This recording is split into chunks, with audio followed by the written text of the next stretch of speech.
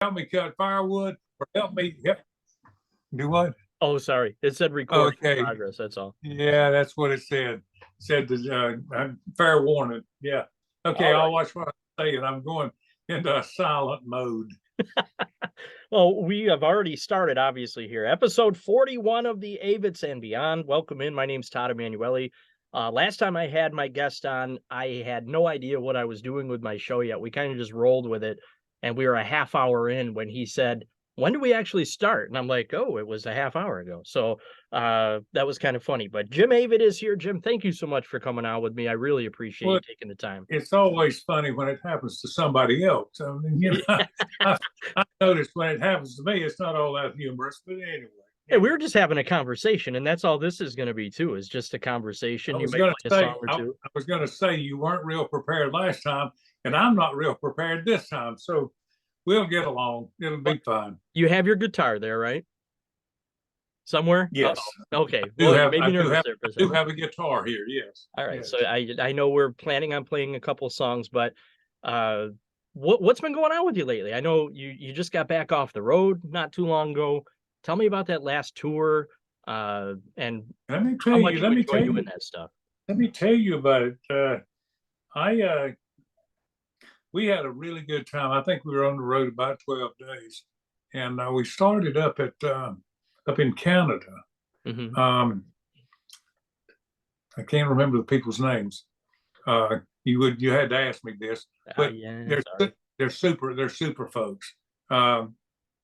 Martha Turner and whatever his name is, I can't remember it. But anyway, they have a maple syrup farm that's been in their family for years, and I was enthralled with the maple syrup deal. It takes 40 gallons of sap to make 1 gallon of syrup. Yep. You know how much a 3-gallon pail of sap would weigh? 30 pounds or so. My wife's uncle put one on each arm and go wandering off with them.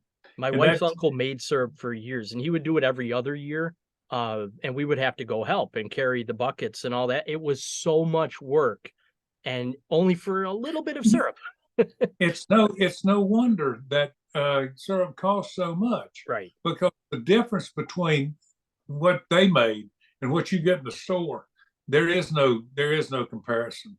Yeah, but anyway, homemade syrup is so good. It's so good. I came back, and one of my new neighbors. We have 2 new neighbors in the last 30 years. We have two new neighbors this year. One of them worked for the FBI. Oh, wow. And he was stationed in Washington because he guarded senators and the president and that kind of thing. Wow.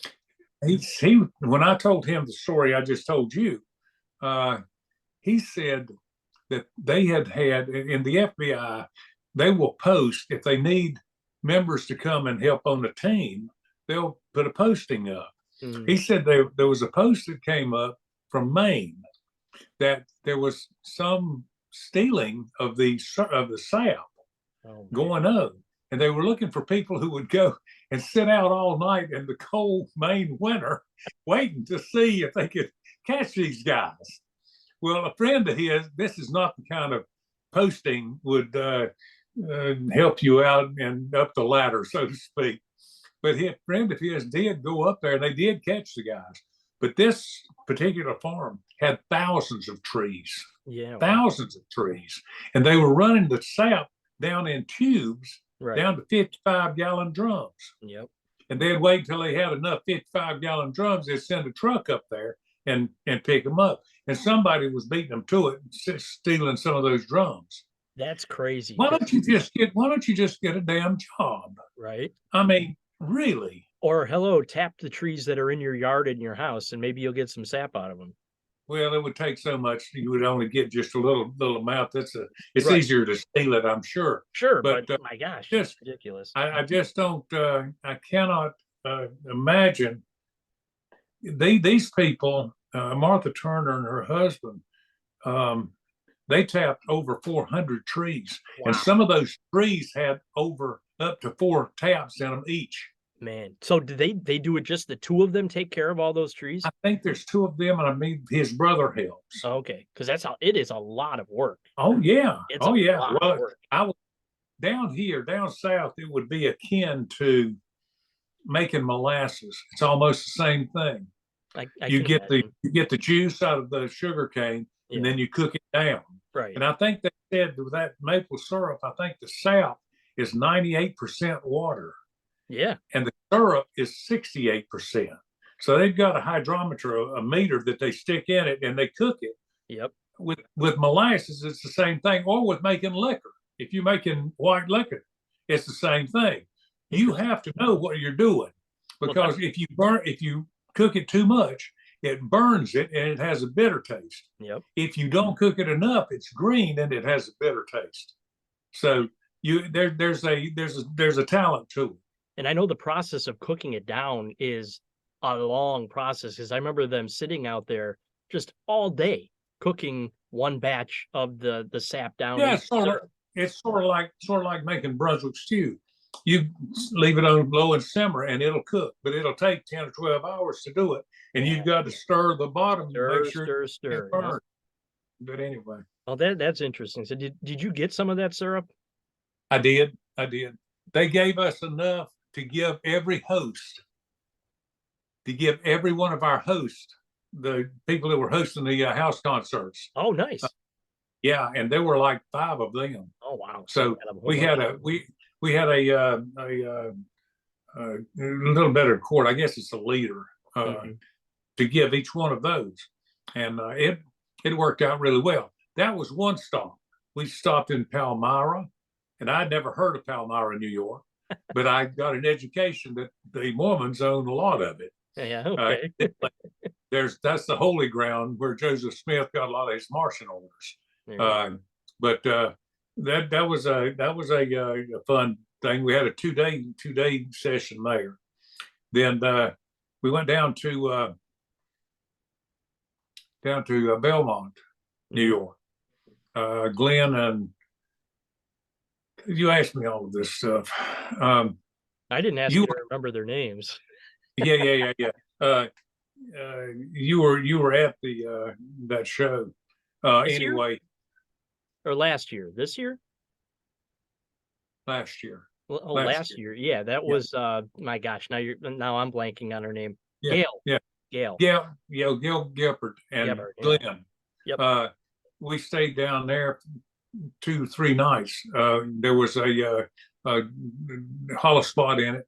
Then we went to Sarah Dale's place over at Croton on Hudson. Yep. And had a great show over there.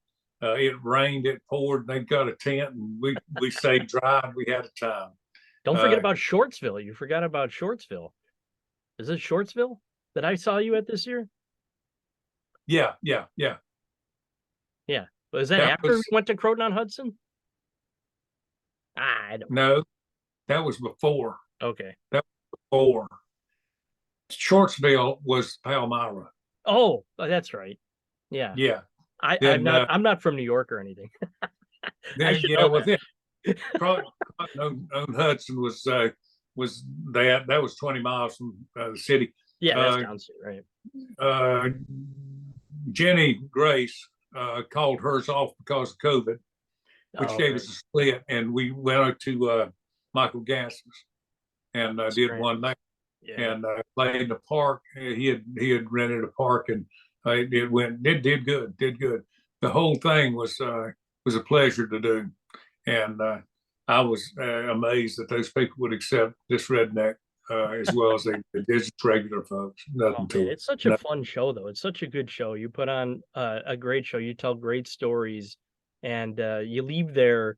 I don't know. You feel enlightened a little bit. I think I can say that for other people. I always have when I've seen you live.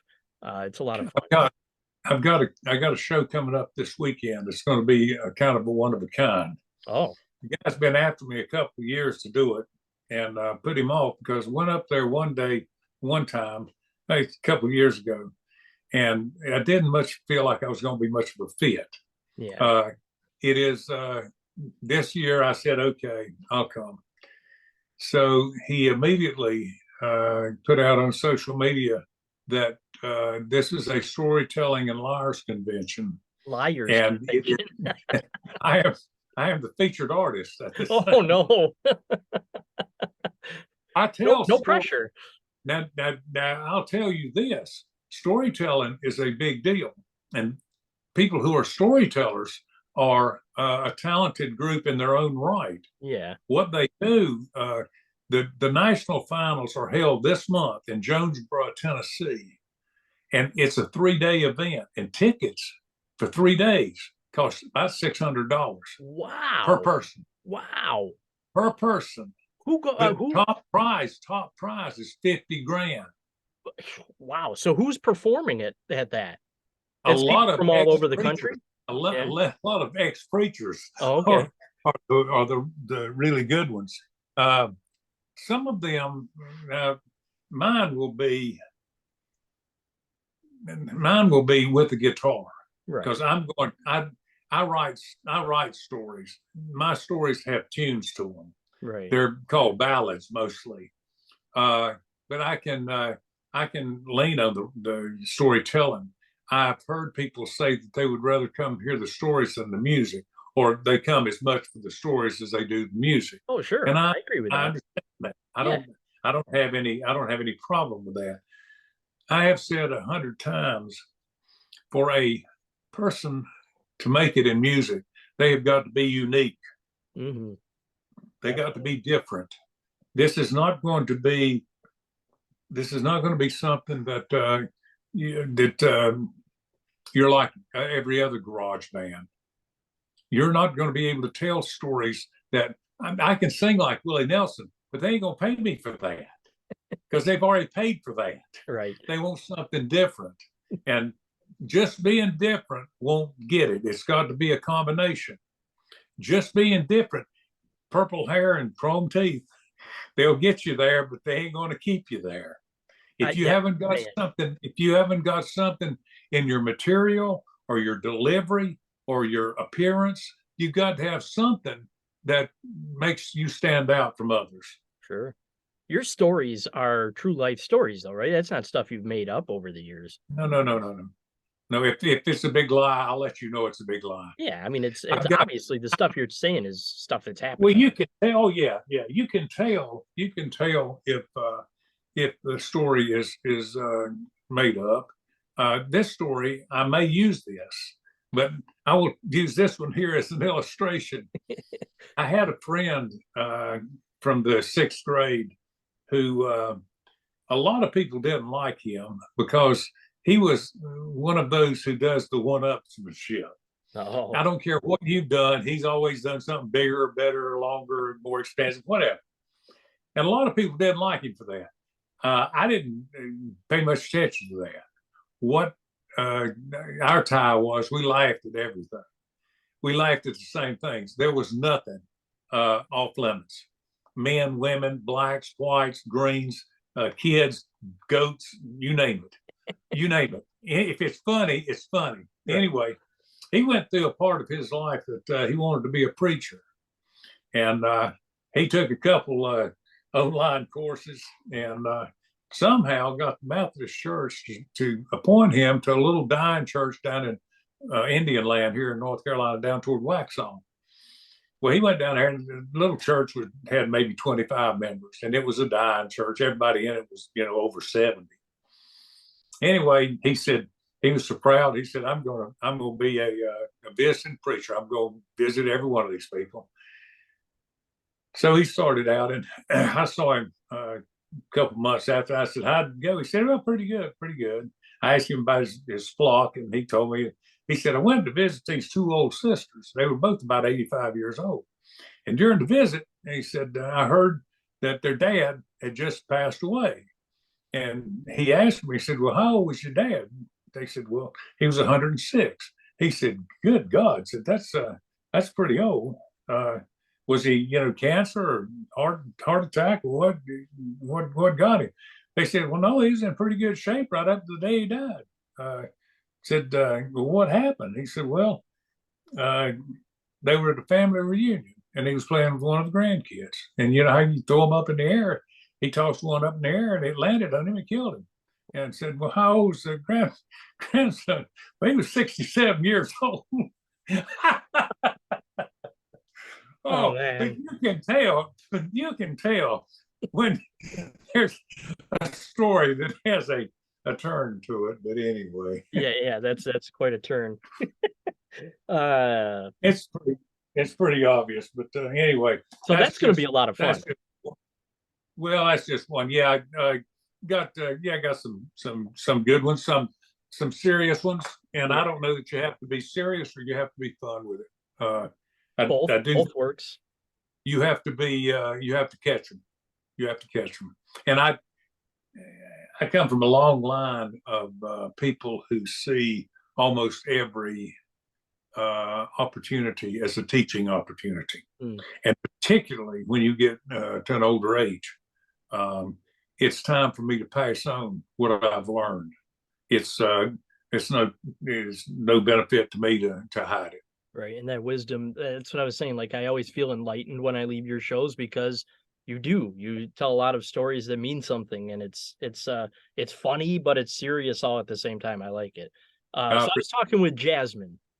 I was talking with Jasmine, and she told me to make sure that you talked about your Patreon page. She told me the same thing. She's like, he never talks about it. He has to talk about it. Make sure he talks. I'm like, I got it. Don't worry. We're gonna talk. Yeah. Well, the Patreon thing does really well. It's fun to do this. It keeps me turning stuff out. Right. I draw every day, and almost every day. Patrons get to hear songs first. Sure. They get to see art first. They get to hear stories that other people don't hear. And all that for $10, $20, or $50 a month, I think it's probably a pretty good deal because every one of the patrons has a direct line to me. Yeah. So when we go on Zoom, if they got a question they want to ask, all you got to do, here he is. Yeah. You know, but this is proof of that, by the way, because I have a direct line to you because of it. Oh yeah. Well, I have some friends that are in Patreon that I don't see any other way. I've got a couple of friends that I've never seen. I've got one guy who lives in Argentina. Really? He is the head environmental man for the second largest mining company in the world. Wow. Dennis is a very talented person. He's a good guy. We got together because his wife likes the Avett brothers. There you go. And he asked me if I could get a song set list, and I said, I don't deal in that. I don't get into boys' business. This is one reason they are so successful, is that their dad doesn't get in their business. Stay away. I feel like that it's a burden off my shoulders. But I got Bonnie. I told Bonnie about it, and he said that he would buy it, and I said I don't sell them. He said I would give a pretty good hit to a charity. Nice. I know Bonnie is involved. You know, I'm sure you got your charities and he's got his charities. They got their charities. Bonnie has got a little thing called Carpenter's Table, which is run by a local church. The volunteers have to pay for their own gas. Oh, wow. Every bit of the money that goes there goes to buy food or clothes or coats or whatever. Everything, and they don't have a gracious amount of money. Well, I told Dennis about this, and he said, I will do that. I'll give a pretty good hit. And I said, let me talk to Bonnie. It's her set list. She can do what she wants to with it. Yeah, right. Told her about it. She was thrilled. She was thrilled. She said, our people will not, they will not understand it. So I got that set list and I got it to him. He has been very faithful in giving several $100s a month to this thing. Wow. That's that's the right thing to do.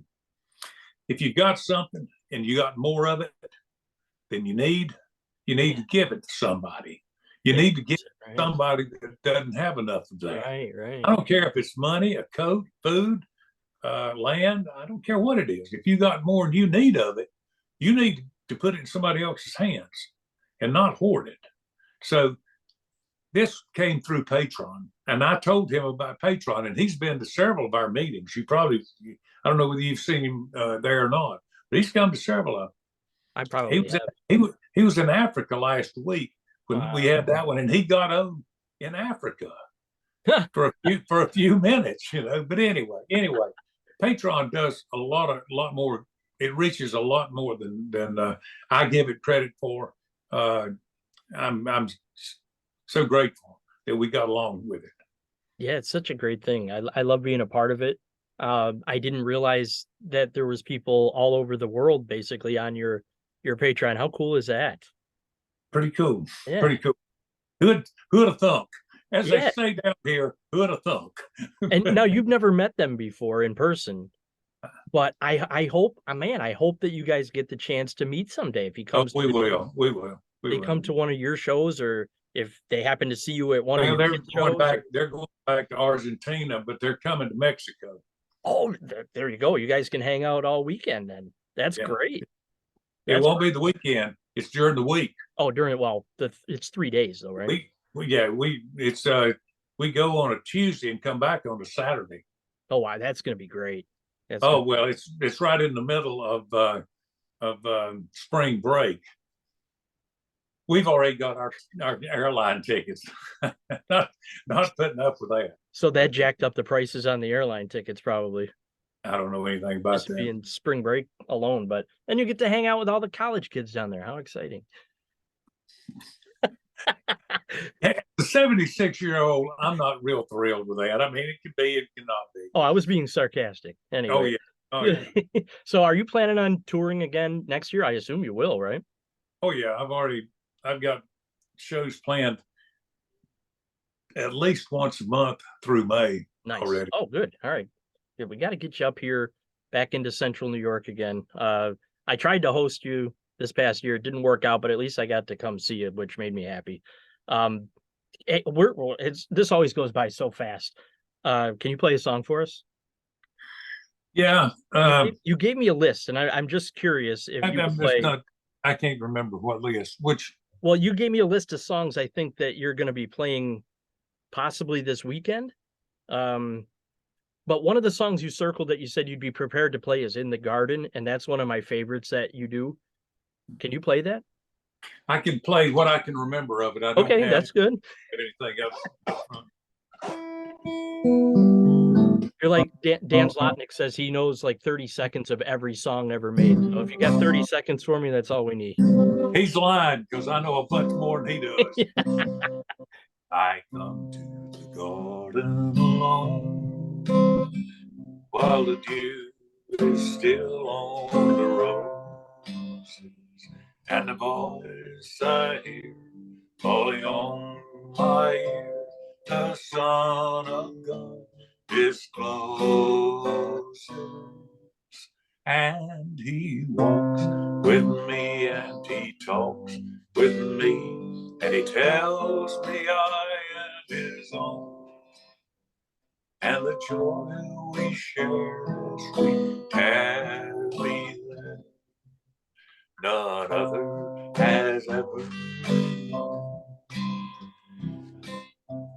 He speaks and the sound of his voice is so sweet, the dead birds stop their singing, and the melody that he gave to me within my heart is ringing, and he walks with me and he talks with me and he tells me I am his own, and the joy we share as we tarry there, none other has ever known.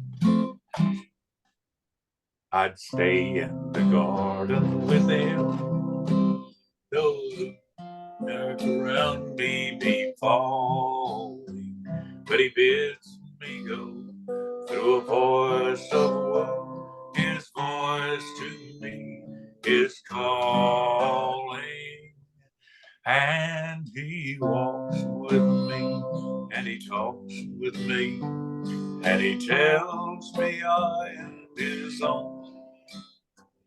And the joy we share as we tarry there, none other has ever known. And the joy we share as we tarry there, none other has ever. Beautiful. I wanted to sing harmony with you there because I'm used to hearing you sing that with your boys. Oh yeah, I didn't want to scare people away. I really miss them. Doing solo shows, I particularly miss Bonnie because we did so many shows together. We were doing usually 6, 8, 10, maybe 12 shows a year together before she went with the boys. Yeah, yeah. And that's okay. I am thrilled that our two boys think enough of their sister to involve her in their band. I think it's great. She's Bonnie, perfect with Bonnie, them. well, anytime you have brothers and sisters that get along that well, it reminds me a lot of Willie and his sister. Huh. You know, she traveled with them for years and years. Yeah. Until she passed last year. Oh, geez. And I'm just thrilled when they were going to ask her. They, I think up here at the house they were talking, and Scott said, "Before you answer, make sure, because this is not I'm going to a little bit. This is either all in or all out." Right. And I think Bonnie had a lot of reservations, as a lot of people would have. I think she questioned whether she belonged up there. The fact is, I know she brought that up to the boys, and the boys said, "You belong up there as much as anybody." That's awesome. They must drive each other crazy sometimes, right? Oh yeah, I mean, they're brothers and sisters. They obviously drive each other nuts. But yeah, but I got to tell you, because we don't see a lot of I don't see that at all. Yeah, no, I'm sure not anymore. When they were little, I'm sure you did. But they got along reasonably well when they were kids. I mean, reasonably well. They got along extremely well. Awesome. For what, relatively speaking, to what I see some other brothers and sisters going through. Yeah. Scott and Seth. Scott was bigger than Seth for a little while. Then Seth got bigger than Scott, and they'd play basketball. And Scott, the only way Scott could handle it, and he'd be the first one to tell you this, is he would change the rules right in the middle of it. Seth would hit a thing, and he said, "That you can't score like that from over here." He's quite a bit taller than him still now. I mean, that's yeah. Well, he's quite a bit taller than the rest of us. I'm COVID is not my concern. I'm shrinking. That's my concern. I'm going to be. You know, I used to wear for years and years and years. My inseam was 32 inches. Yeah. Well, last Christmas I went and bought some more jeans, and I bought 30-inch inseam. In another 3 or 4 years, I'll be about 4 feet tall. My legs will be about this long. I don't know if that actually happens, but man, that's scary to think of. I certainly hope not. I think, I think somewhere in the Bible it says you return to the dirt. I'm headed that way. Literally, right? Anyway, oh yeah. Of course, I'm no different than any of the rest of them. Oh, right. Now, I got to tell you this, because you were saying, Bonnie questioned belonging with the band and all that. My first show that I went to and saw them, Bonnie came out and sang, I think it was in the garden, actually, and Scott sang harmony with her, but she sang most of the song by herself, and the whole place was silent, and it was such a cool moment. And it can be pretty electric. Yeah, I mean, it was great. It was one of my favorite performances. Actually, I posted it on YouTube, and I just love that. I had a tear like coming down my cheek as she was singing because it was like, this is so cool to see them up there together playing like that, knowing that they're brothers and sisters, and here they are performing together in front of all these people. It was really cool to see. Now, one other question I have for you, and then because we got like 7 minutes left here.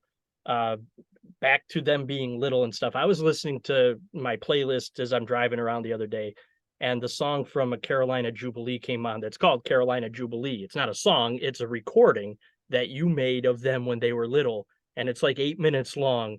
Do you ever go back and listen to those recordings just to go back to that when they I were don't little? I Because don't it's have those recordings. Scott or Seth has those. yeah, They come to the house and they will get they raid pictures. your They'll closet. get yeah. They'll get pictures or they'll get old recordings or whatever. The fire took away some. The Oh, fire took away some. yeah, that's We terrible. had we had some that we'll never get back, but we are grateful for everything that we did have, for Right. everything that was saved. I'm going as we speak. The guitars we brought back over here about a month ago. Hmm. I spent the first 6 months I spent going through guitars and shucking this one and trying to save this one and doing a little cosmetic stuff on this one. I think I have 40 guitars that I worked on in that 6 months. Mm, I have another 10 or 12 that were not damaged by the fire. The cases were torn all to pieces. They were burned all to pieces. that's But awful. the good cases protected the good guitars. Right. So I've got all of that, but we're grateful for everything that we didn't have to cry over. Mm. I can't imagine some of this. You can't even think about it because it's All it's doing is making up the average. right. I stood out in the garden while the house was burning, Mm, 30 feet from where I'm sitting. yeah. I put my arm around Susie and I said, "We've had a damn good life." Mm, I said, "This ain't doing nothing but making up the average. That's all it's doing." mm, I could say that because my insurance man was right on my other side. I looked over at him and I said, "Have I got enough?" He yeah. said, "You got enough." He said, "You got replacement insurance." I didn't know what I was carrying. I Right. know that I'm a fairly thorough guy. I had replacement insurance. So Lucky. Lucky. they came to me a week after, said they're going to trash the place, total it. Said, "I'm going to send you a check for $220,000 right now." Wow. And I said, "Okay." And I should have said, "Where did you come up with that number?" That's the number that the insurance company came up with. And that's the first thing that would be questioned. But I didn't question it. He kept on talking. He said, I want you to go spend this, start a new house. When you spent this money, send me the bills up to $400,000. Wow. I said, "I think I can do that." Scott came to me and said, "I've got in my computer, I've got the software to draw a house." He said, "I got friends that are architects and friends that are engineers. Let me do this." I said, "Give me a lot of light and give me a separate studio." Nice. And I got exactly that. And That's we spent great. every bit of their money. And I And told Susie, I said, "If it goes over $400,000 a little, we can pay it. But if it goes over much, we can't. And what we're going to do is just deed the whole place to the kids. yeah. They're going to get it sooner or later anyway. And Right. I'm trying to deed it to them now because I'll keep paying the taxes. Just get it to them so the state doesn't take it." Right. Yeah. That's crazy to think about that stuff, but you got to do it. Yeah, I don't mind thinking about that. That's planning it out. Well, right. You got to plan it. Yeah. Yeah. I don't like thinking about that stuff though, but I guess you have to, right? Hey, I ain't worried about that. I tell you this: in the next county over, my dad, his dad, his dad, his dad, and his dad are buried in Stanley County. And this dad is going to be buried right beside my dad. I've Wow. already made out the stone. Nice. Well, It's sitting down there. It's it's got Susie's name on it and my name on it. There you go. Well, The only thing that's there is the death date is the only thing that's not there. well, That's going to happen, son. That's going to happen. Not for a long, long time. Let's not think about that. You don't care. I know you don't care. That's whatever. I don't care. It makes no difference to me. Right. Well, that's a good way to go about it. Go listen to Carolina Jubilee if you haven't listened to that in a while, and it'll make you smile. It's so much fun. It's funny. I'm always like, oh, I want to go to the next song, but I always end up listening to the whole thing because I put I mean, I'm the same age as your kids, so I remember recording stuff with my parents the same way with the cassette thing and recording on microphones and singing and all that. It brings me back to my childhood. I love it. You know, somewhere here, when I was a kid, we didn't have cassette tapes. Right. We didn't have the capability of recording anything. You're right. I remember going to Grants Park in Atlanta. My grandmother was from about 15 miles from Marietta. And one of the big deals was us to go down to the park, Grants Park. They had a machine that you could record a little 45 RPM record. Oh, no kidding. It's somewhere here. It's somewhere amongst the ruins. Yeah. That's great. How cool is that? And I think I was thinking maybe You Are My Sunshine or something. Put that on an album. Find it and record it and put it on an album. Are you kidding me? Have your kids heard it before? They must have at some point. I think I don't know whether they have or not. Oh, they got it. Yeah, I want to hear it. I want to hear that. Well, we are out of time. I thank you so much for coming on again. We'll get you back on again sometime. It's always a pleasure talking with you and hearing what's going on, and we'll see you down the road somewhere. Mighty fine. Appreciate it. Talk to you. All right. Talk to you later. Bye-bye.